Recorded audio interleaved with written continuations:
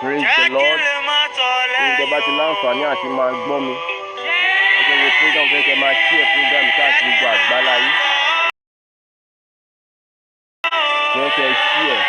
Ìjọba ti láǹfààní ẹ̀jẹ̀ share program mi. Káwọn náà bá lè rí àánú títí òwúrọ̀ ìgbà. Pété bí ẹ̀mí náà ṣe darí wa, òun la ṣe ń ṣe.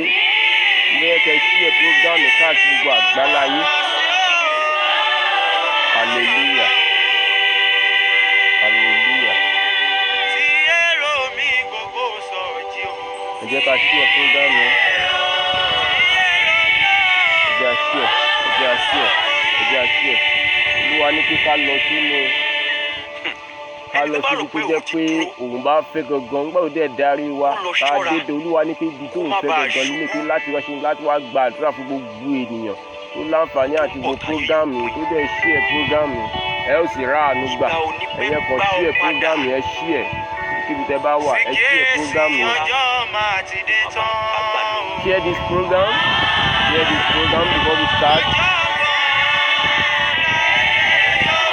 Share this program.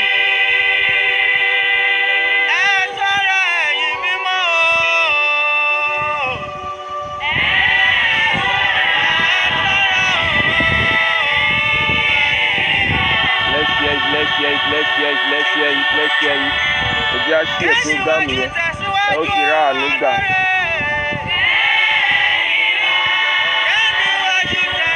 Ẹni tó bá wà pẹ̀lú family ẹ̀ jẹ́ kan gbé family ẹ̀ síwájú. Mo gbé family ẹ̀ kẹjọ wà níwájú program yìí torí pé ó máa ní agbára gan láàárọ̀ yìí. Nítorí pé ẹ̀mọ́ ní wípé lọ sínú ibi tí bá ti sọ fún ẹ pé kó o lọ síbẹ̀ tó bá ti débè gangan wọ́n sọ fún ẹ pé ibi báyìí ni mo ní pé kó o lọ. Àràǹdọ̀ sáfilẹ̀ kò bá a yẹ.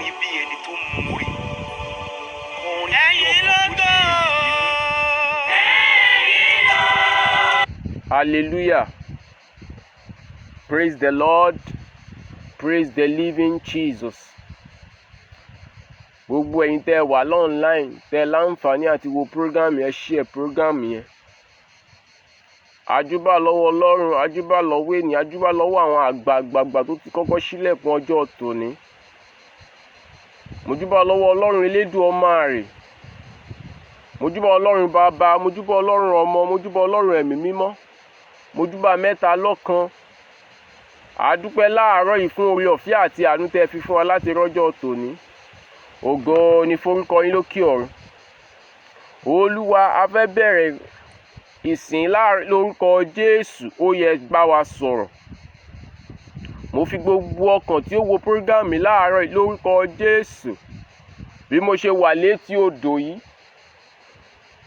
tó ní pé kí n wá gba àdúrà fún gbogbo ènìyàn lórúkọ Jésù. Gbogbo etí tí ó gbọ́ mi láàárọ̀ yìí lórúkọ Jésù Kristi Násárẹ́tì ó yá kó rá àánú gbà.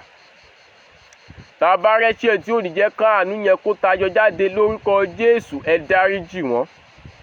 Àánú kó dìde fẹ́yàn kan láàárọ̀ yìí lórúkọ Jésù. Ọ̀pọ̀lọpọ̀ ènìyàn tí ó wo program yìí lórúkọ Jésù àánú kó dìde fún wọn. Gbọ́ aláṣẹ ọ̀run o. Ògo ni forúkọ yín lókè ọ̀run. Hallelujah. Olúwa ní pé torí mo wá bíbá láti wá gba àdúrà. Olúwa wá ní wípé bó o ṣe ń bọ̀ níbí báyìí mo rán ẹ wá láti ṣe kí láti wá súre fún gbogbo ènìyàn. Gbogbo ẹni tó bá láǹfààní àti share program ìwọ tó bá ti ń ṣe wọ́n máa sọ pé mo ti share program yẹn. Wàá dẹ̀ rá àánú gbà. Àánú tó lérò dẹ̀ máa wọlé tọ̀ yín. Ẹ̀yin tẹ́ share program yẹn àánú tẹ́ lérò dẹ̀ máa wọlé tọ̀ yín. Àjúbà Ọlọ́run Moses Orímọládé ọmọ Túnràn Láṣẹ. Mojúbà Alfred Akíntóbi Àjàyí Arobíjíkà. Mojúbà gbogbo àgbààgbà èyí tó ń bẹ níbi mímọ́, àwọn tó ti lọ àtàwọn tó ń bẹ nísinsìnyí. Mo sáúdà kí n tó wọlé lọ lórúkọ Jésù ìbàjẹ́ kó jú mi ṣe o. Ọlọ́run ọba májẹ̀mú ó ní kí n súre fún gbogbo ènìyàn. Ó ní pé kí n sọ̀rọ̀ nípa omijé àgbà màlẹ́kà falẹ̀kà sàbúlì randa sàfilẹ̀ kò bá. Wọ́n tó láǹfààní àti ṣàmì láàárọ̀ yìí lórúkọ Jésù. bí atẹ́gùn ìṣe ń fẹ́ tó ń kangi oko lára, bí atẹ́gùn tí ń fẹ́ lórúkọ Jésù Kristi Násárẹ́tì, ó yá ẹ gba àánú yín tẹ̀ ń fẹ́.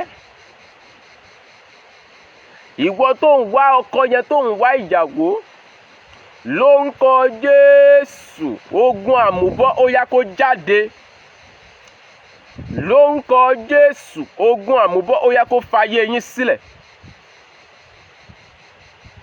I speak as a prophet to everyone that have the opportunity to watch this program. Every backward spirit that has been monitoring you as you share this program, may the Almighty free you in Jesus' name. Mo lu àṣẹ omi ìjáde. Bíbélì wí pé ó rán ọ̀rọ̀ náà ó sì mú wọn lára dá. Mo rán ọ̀rọ̀ ìjáde gẹ́gẹ́ bí àṣẹ ìdìdí májẹ̀mú tó ní pé kí n wá sí orí àpáta, kí n wá sí etí bèbè omi yìí láti súre fún gbogbo ènìyàn. Mo lu àṣẹ májẹ̀mú yìí, mo súre jáde gẹ́gẹ́ bí ọmọ aláṣẹ wípé ìwọ tó ń wá àánú yẹn, ìwọ tí àánú ti fayé rẹ̀ sílẹ̀ nítorí pé o wo prógámù láàárọ̀ yìí, lórúkọ Jésù ó yá gba àánú yẹn. Àánú iṣẹ́ tó ń wá yẹn, ọ̀pọ̀lọpọ̀ ló ń béèrè fún àánú pé Olúwa, I just want to have something doing. Mo súre àṣẹ jáde. I speak as a prophet to everyone that is looking for a job or a document. If you can shout a bigger amen, may the Lord give you in the mighty name of Jesus. Mo súre àṣẹ kejì jáde o. Ibikíbi tó o ti nílò àánú yẹn, mo lu àṣẹ omi yẹn, mo fi súre àṣẹ jáde níwọ tó láǹfààní àti ṣàmì, bí ọjọ́ bá mọ́ ọjọ́ àlà gẹ́rẹ́gẹ́ ni. Mo sọ àṣẹ májẹ̀mú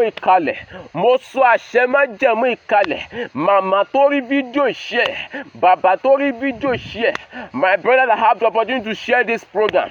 I speak as a prophet, Lord. Lord. Everyone that has been ridiculed you, I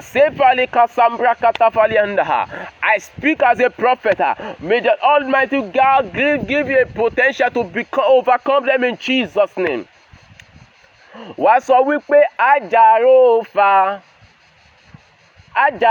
báwọn màláíkà, if you can speak, àjàrò fa, ọba dáadáa, àjàrò fa, ọba ẹ̀rí, àjàrò fa, ọlọ́run ẹ̀rí o, àjàrò fa, ọlọ́run ẹ̀rí, àjàrò, olùpàbí ayé, olùpàbí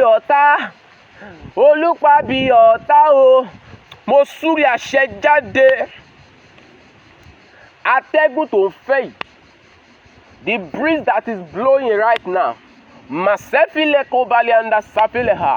everywhere you have been asking for message, mo súre àṣẹ jáde. Ó yá àánú gbà àánú yẹn. Lórúkọ Jésù àánú kó dìde. Ojoojúmọ́ ni omijé ló fi ń gba omijé ní ojú oorun. Olúwa ń sọ fún mi pé èèyàn kan bẹ níbi ò bá dẹ̀ ṣí ẹ̀ prógámù yẹn. Olúwa ní pé kí wọ́n á sọ̀rọ̀ nípa omijé tí àwọn ọ̀tá ń fún èèyàn ní omijé àgbà ní ojú oorun. Ẹni yẹn mà lẹ́sẹ̀ fílẹ̀ kó bá hàn dà. Ọwọ́ tó gbé omijé sáyé rẹ̀ mà sẹ́ńdẹ̀lẹ̀ kó bá líkàtà sáyàbà. Nítorí pé mo wà níbi pẹpẹ májẹ̀mú létí odò yìí, mo súre àṣẹ jáde o. Omijé tọ̀tá gbé sáyé rẹ̀, lórúkọ Jésù ọ̀run dá wọn padà. Lórúkọ Jésù ọ̀run dá wọn padà. Mo lu àṣẹ májẹ̀mú, mo lu àṣẹ omi tí mò ń bẹ níbẹ̀ hàn. Mo sọ àṣẹ ẹ̀yin tẹ́ra mi ṣe láàárọ̀ yìí, lórúkọ Jésù. Bí ògo ti ń bẹ tí ẹ̀mí rẹ̀ sì ń bẹ láàyè, bí Ọlọ́run ti ń bẹ tí ẹ̀mí rẹ̀ ń bẹ láàyè, mo lu àṣẹ tó pè mí wá síbí báyìí. Mo lu àṣẹ Mósè Orímọládé o, Ọlọ́run Mósè Orímọládé o, tó rán mi níṣẹ́ láti súre fún gbogbo ẹ̀dá tàbí ènìyàn tó wo prógámù yìí, lórúkọ Jésù. Níbi tá a gbé ògo ayé rẹ̀ pamọ́ sí, lórúkọ Jésù Kristi Násárẹ́tì, ọ̀run ṣàwárí rẹ̀. lórúkọ Jésù ọ̀run ṣe àwárí rẹ̀.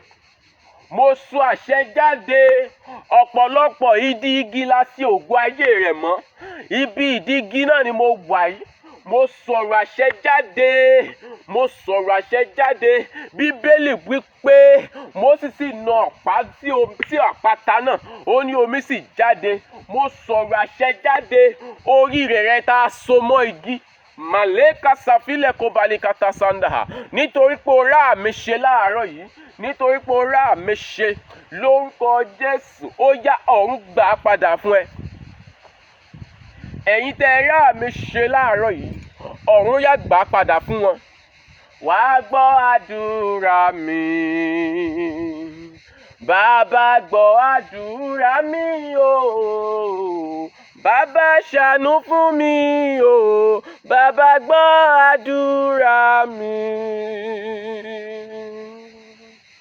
Everything that has been planted in the tree, Masafile Kobaliandaha, for you not to succeed in life, I speak as a prophet, Lord.